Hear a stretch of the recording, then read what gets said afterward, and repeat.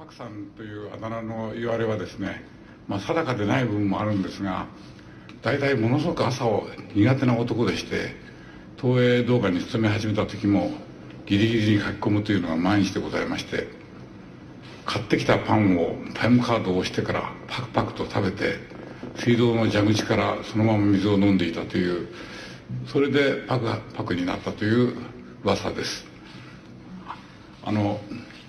追悼文という形ではありませんが、帰ってきましたものを読ませていただきます。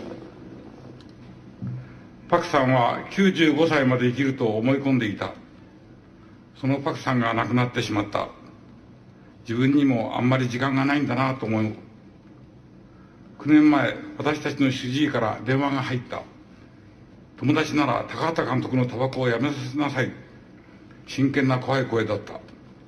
主治医の迫力に恐れをなして、僕と鈴木さんというのはプロデューサーです。パクさんとテーブルを挟んで向かい合った。姿勢を正して話すなんて初めてのことだった。パクさん、タバコをやめてくださいと僕。仕事をするためにやめてください。これは鈴木さん。弁解やら反論が怒涛のように吹き出てくると思っていたのに、ありがとうございます。やめます。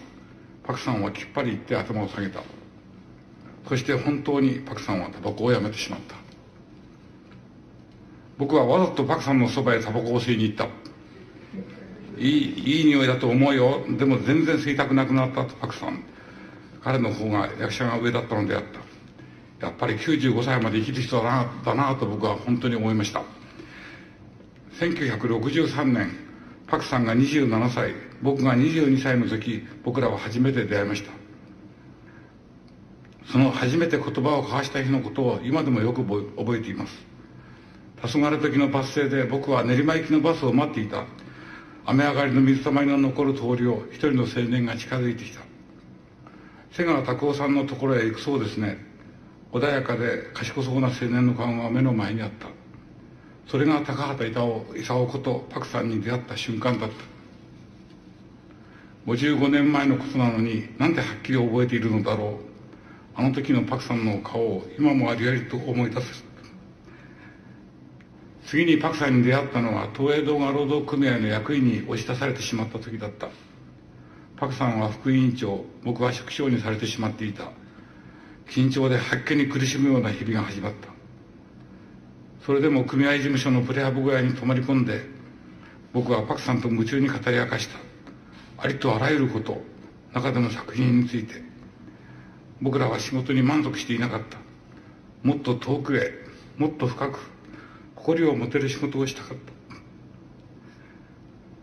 た。何を作ればいいのか、すいません。どうやって、パクさんの教養は圧倒的だった。僕は得難い人に巡り会えたのだと嬉しかった。